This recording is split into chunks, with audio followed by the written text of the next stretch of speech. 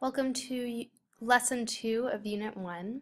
In this lesson we're going to move away a little bit from functions and talk about something that will probably feel a little bit newer. So today we're going to be talking about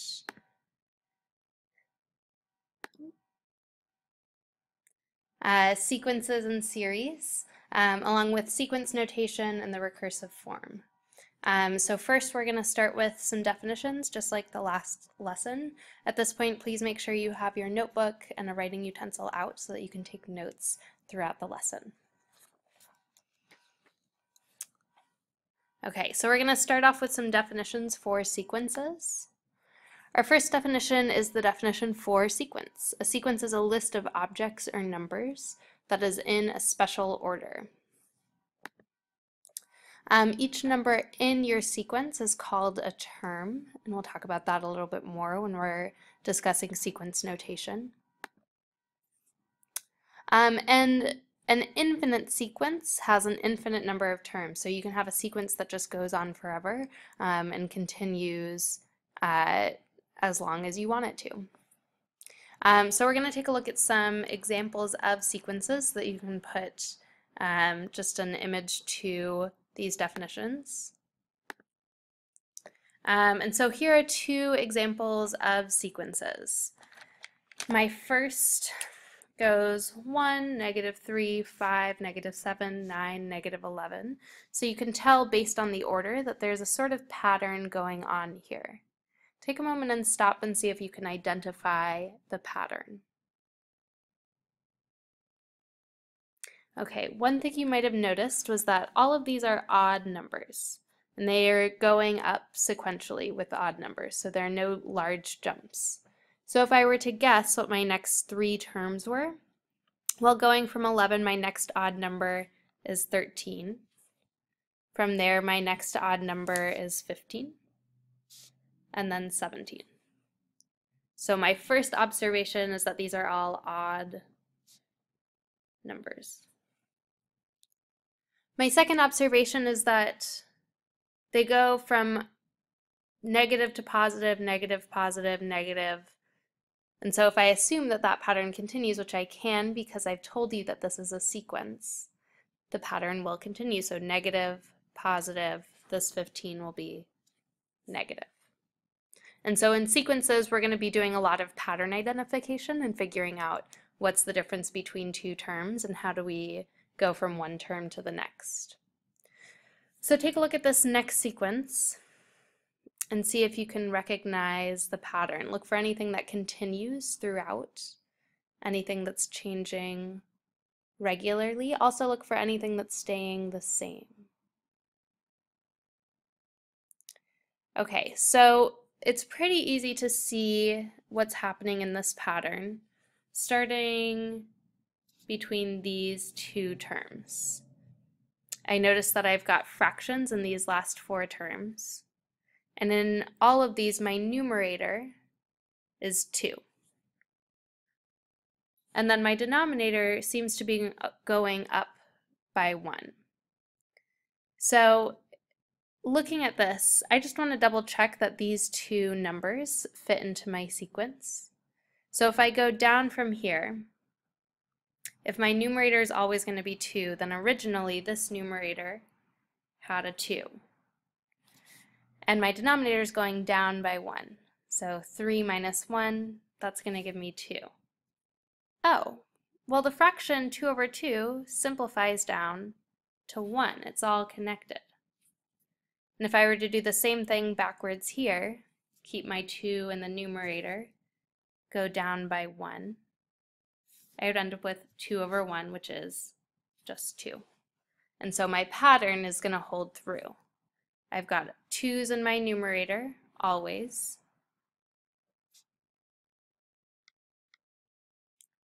And then my denominator is just going up by 1 unit. So 1 plus 1 is 2, 2 plus 1 is 3, 3 plus 1 is 4. So if I jump over here, 6 plus 1 is going to be 7. 7 plus 1 is going to be 8. 8 plus 1 is going to be 9.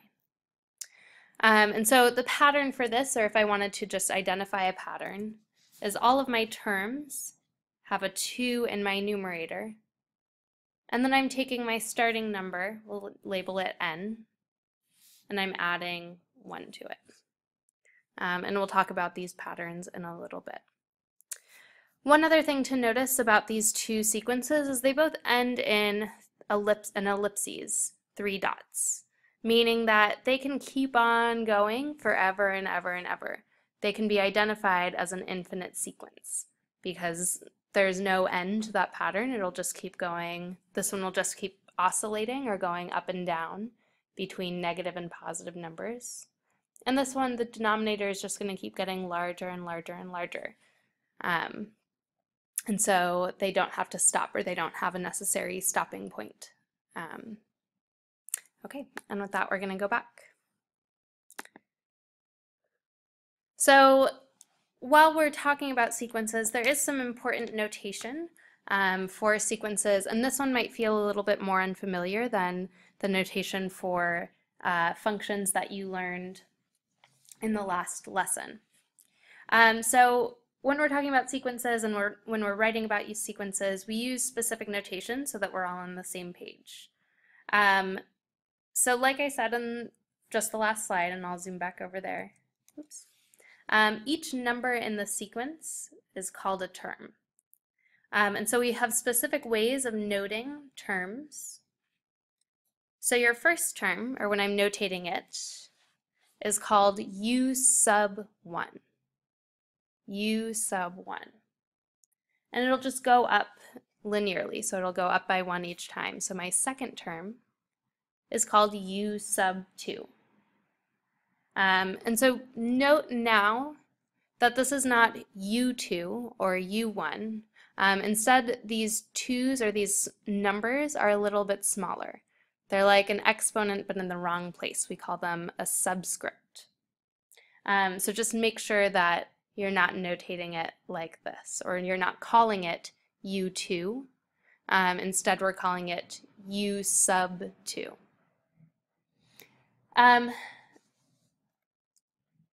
So if we have an unknown term, we're going to use n to designate the number. So instead of calling it the term I don't know, we call it U sub n. If I'm trying to figure out the term before that unknown number, well, let's say, for example, and I'll pull up just a little sheet. Let's see.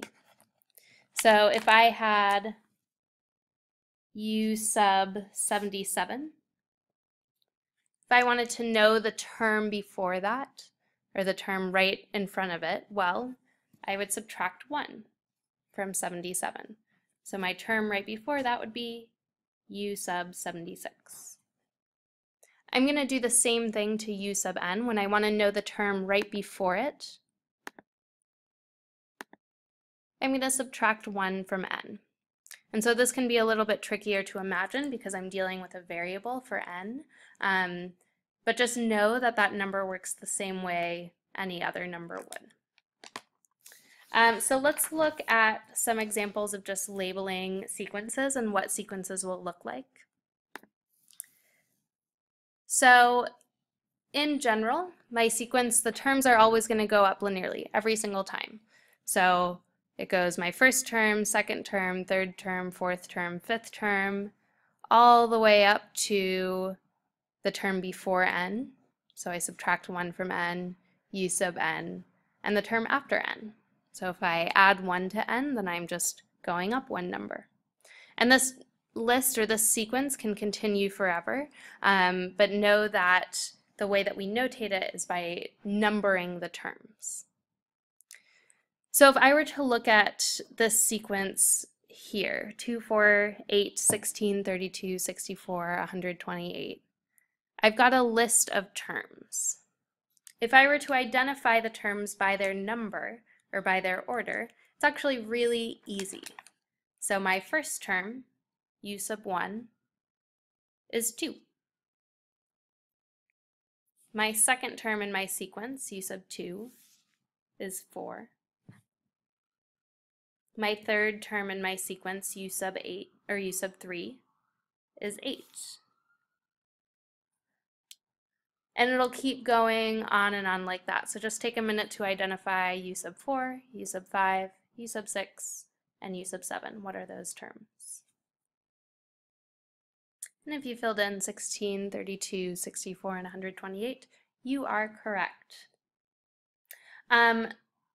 One thing to note, and this is where a lot of students got confused last year, is that for the most part, and I'm just going to put this in this space right over here,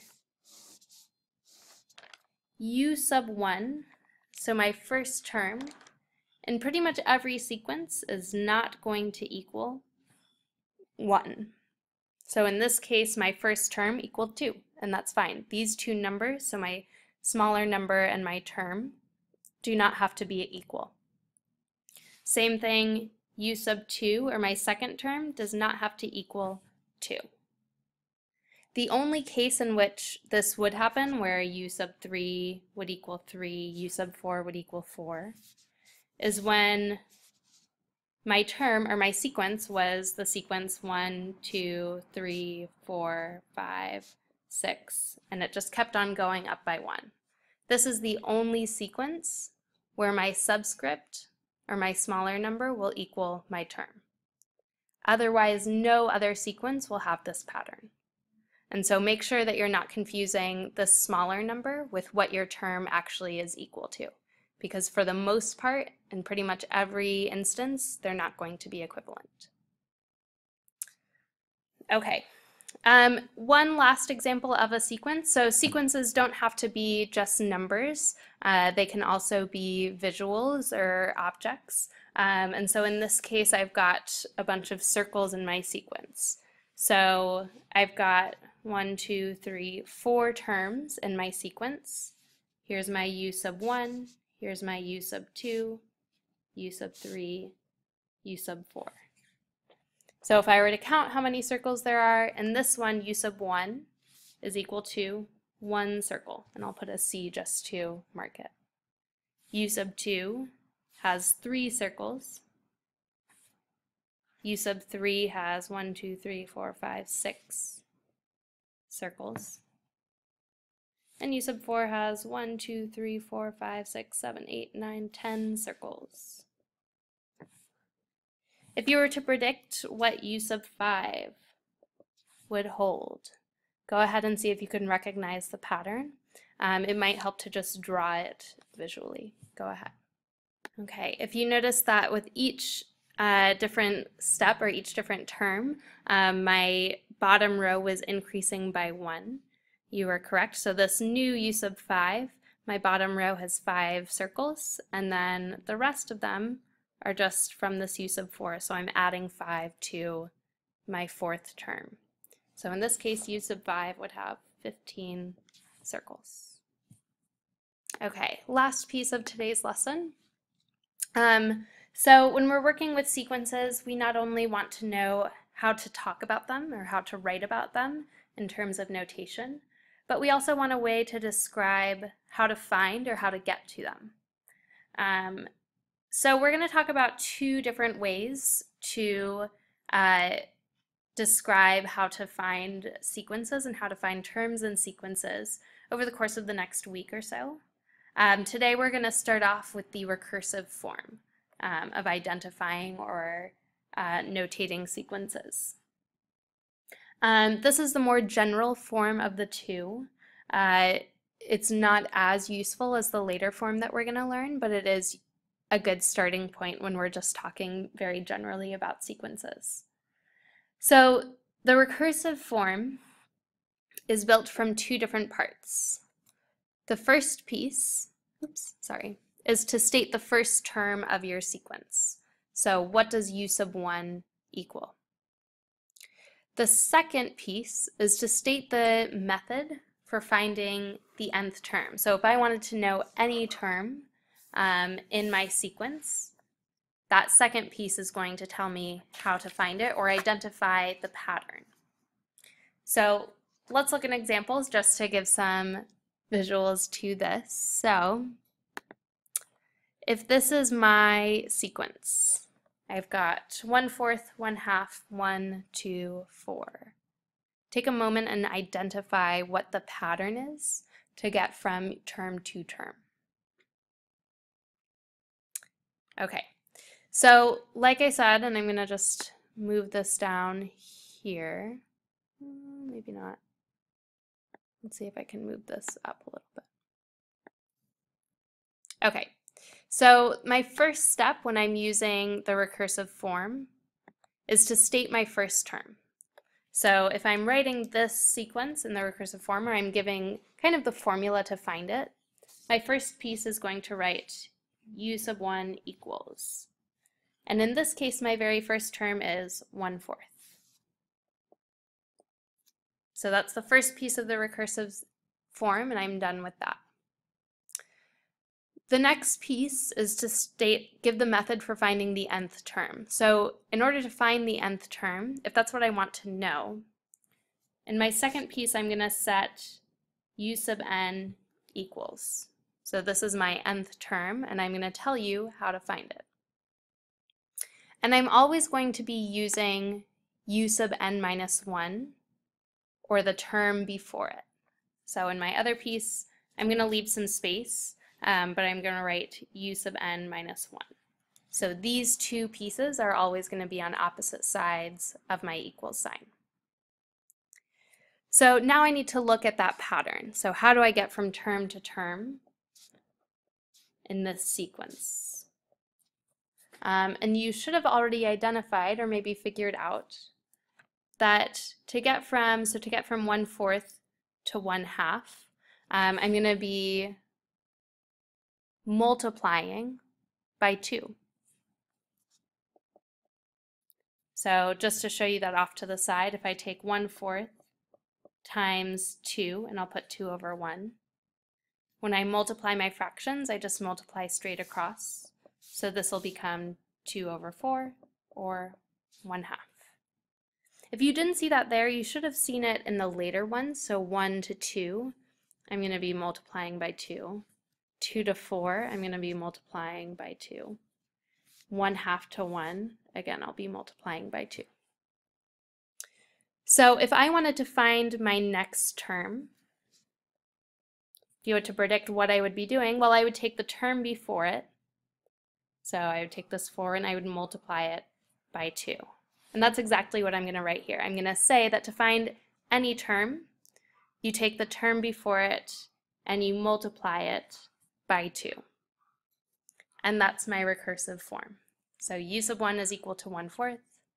To find any term in my sequence, I'm going to take the term before it and multiply that by 2. So if I wanted to use this, let's say I wanted to find u sub 6, and I'm going to just move this up now that we can. Okay, so if I wanted to find u sub 6, I'm going to write u sub 6 equals. And so I know that I'm going to be I'm replacing n with 6, so really this was u sub n equals 2 times u sub n minus 1. So wherever there's an n, I'm going to substitute in a 6. So this is really 2 times u sub 6 minus 1. So before I try to figure out what this means, I've got something that I can simplify. I can simplify 6 minus 1. So I know that u sub 6 will equal 2 times u sub 5. And if I look back up at my sequence, well, I know that u sub 5, 1, 2, 3, 4, 5. So my 5th term is equal to 4. And I'm going to just write that up here. U sub 5 equals 4. So because these two things are equivalent, wherever I see a u sub 5, I can substitute in a 4. So I'm going to replace all of u sub 5 with 4. So u sub 6 is equal to 2 times 4, or u sub 6 is equal to 8. And so that's where this becomes a little bit more useful, is I can use the recursive form to find different terms within my sequence. So that's the end of this lesson. Before you finish, I want to give you some chance to practice before you come in tomorrow. So to finish this lesson, you're going to have to answer these 5 problems. How do you write these 5 sequences in the recursive form? I might also ask you to use the recursive form to find a couple of terms. So be prepared for class tomorrow with your notes to get started on your problem set.